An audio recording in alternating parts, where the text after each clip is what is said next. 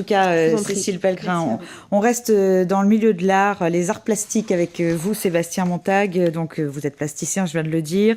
Une prochaine exposition qui se tiendra du 7 janvier au 18 février à la Galerie d'Art Contemporain de Saint-Dié-des-Vosges.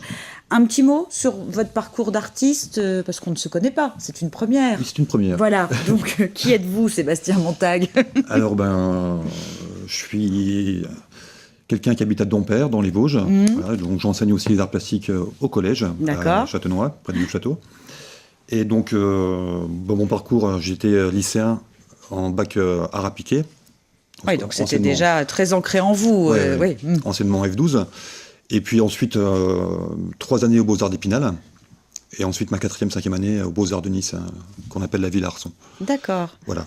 Avec des expos fréquentes, vous êtes quelqu'un qui exposait régulièrement ou pas trop? Assez régulièrement, oui. Ouais. Mais là, ça faisait quelques années que je n'avais pas trop exposé. D'accord. J'ai vécu 2 ans à Mayotte, où j'ai produit sans montrer ce que je faisais, quoi. Et donc, puis là, vous êtes senti prêt on se remet un petit peu à exposer. Ben voilà.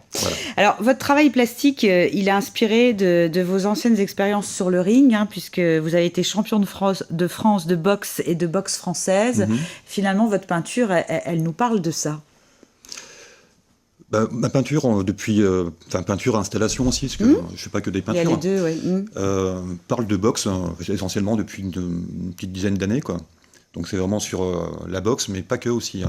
C'est aussi les différents combats, les manières qu'on a de lutter ou de résister à quelque chose. Il y a toute une forme d'engagement dans ce travail qui nous parle en fait de notre société. C'est un reflet dans lequel on peut s'engager. Oui, c'est ça. C'est un peu une métaphore de la vie. On se prend des coups parfois, on se relève, on en donne aussi, ça peut arriver. Et puis lorsqu'on prend un mauvais coup, il faut en profiter pour repartir de plus belle. Voilà.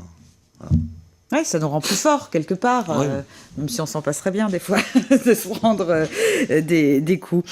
Votre exposition donc s'intitule « Quel héritage ?» avec un point d'interrogation. C'est volontairement interrogatif.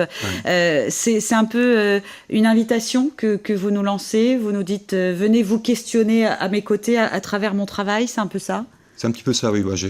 J'aimerais bien que les spectateurs qui vont voir l'exposition s'interrogent un petit peu justement sur leur propre combat, sur le monde dans lequel on vit et sur l'héritage qu'on va léguer à nos enfants, quoi. Que ce soit un héritage culturel, un héritage social, un héritage environnemental aussi. Il y a une dimension aussi d'engagement là-dedans. Et puis aussi tout cet héritage pictural qu'on a depuis plusieurs millénaires, depuis la préhistoire. On peint sur les grottes. Bien sûr. Aujourd'hui, on peut peindre sur des toiles, on peut y peindre également sur du bois, du mélaminé, des vestiaires métalliques. D'ailleurs, j'en ai peint un qui est visible à Saint-Dié, depuis la vitrine. Voilà, pour cette exposition. Voilà. J'aimerais bien qu'on se questionne un petit peu et qu'on prenne position aussi. Oui, vous trouvez que les gens sont trop passifs? J'ai l'impression que tout ce que nos grands-parents ont gagné dans la lutte sociale, fut une époque, nous, nos générations, on entend perdre un petit peu tout ça, quoi.